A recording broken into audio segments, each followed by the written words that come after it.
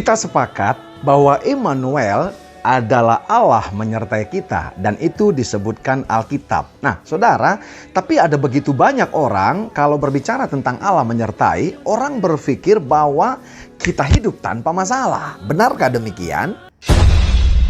Haleluya, tentang kelahiran Immanuel yang adalah Allah yang menyertai kita, yaitu Yesus Kristus, saudara, tercatat di dalam Matius 1 ayat 23. Sesungguhnya anak darah itu akan mengandung dan melahirkan seorang anak laki-laki, dan mereka akan menamakan dia Immanuel, yang berarti Allah menyertai kita. Nah, saudara, di terjemahan barunya dikatakan anak darah, tapi tahukah saudara di terjemahan firman Allah yang hidup dikatakan anak gadis, saudara. Dan paling unik lagi, di terjemahan bahasa Indonesia masa kini dikatakan, saudara, seorang perawan. Jadi anak darah, anak gadis, dan seorang perawan bisa melahirkan seorang Immanuel, adalah Yesus yang Allah menyertai kita. Itu yang unik. Jadi perdebatan di luar sana bagaimana Tuhan dilahirkan terjawab sebenarnya dari 3 terjemahan ini, saudara. Yang melahirkan dia, saudara, bukan hasil daripada persetubuhan, tapi memang Tuhan menitipkan janin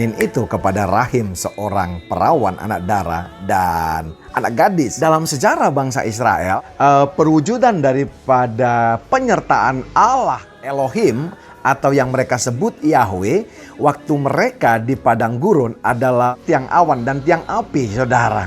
Itu adalah bukti bahwa Allah menyertai mereka, dan itu adalah apa yang dibutuhkan mereka. Tapi tahukah saudara, satu ketika Allah juga berkata kepada Musa bahwa ia tidak berjalan beserta dengan mereka. Allah yang Immanuel, Allah yang menyertai kita, tidak pernah berkata bahwa kita tanpa masalah. Tapi dia berkata dalam Matius 11, 28 sampai 29, yang letih lesu berbeban berat datang kepada dia. Ada kelegaan, baru jiwa kita mendapat ketenangan. Hidup dalam kekristenan bukan tanpa masalah. Kita bisa hidup, saudara, dalam situasi yang sama, tapi respon kita, orang-orang yang disertai Allah, pasti akan berbeda. Ada 2, saudaraku yang kekasih, indikator orang yang disertai Allah. Yang pertama adalah diberikan kasih. Yang kedua adalah diberikan kuasa. Yusuf punya itu, saudara. Makanya dia waktu mengalami problema, waktu mengalami cobaan, waktu mengalami masalah dalam hidupnya, dia tetap, saudara, menjalaninya. Karena dia tahu Tuhan memberikan provision lewat apa?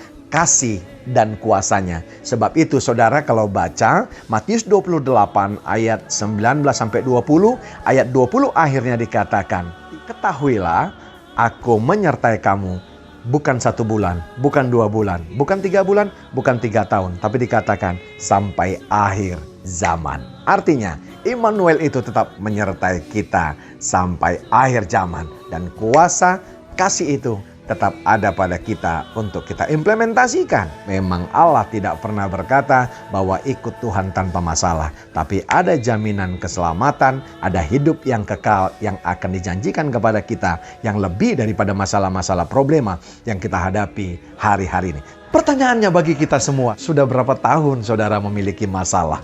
Kenapa kita tidak percaya lagi bahwa Tuhan yang Immanuel menyertai setiap kita?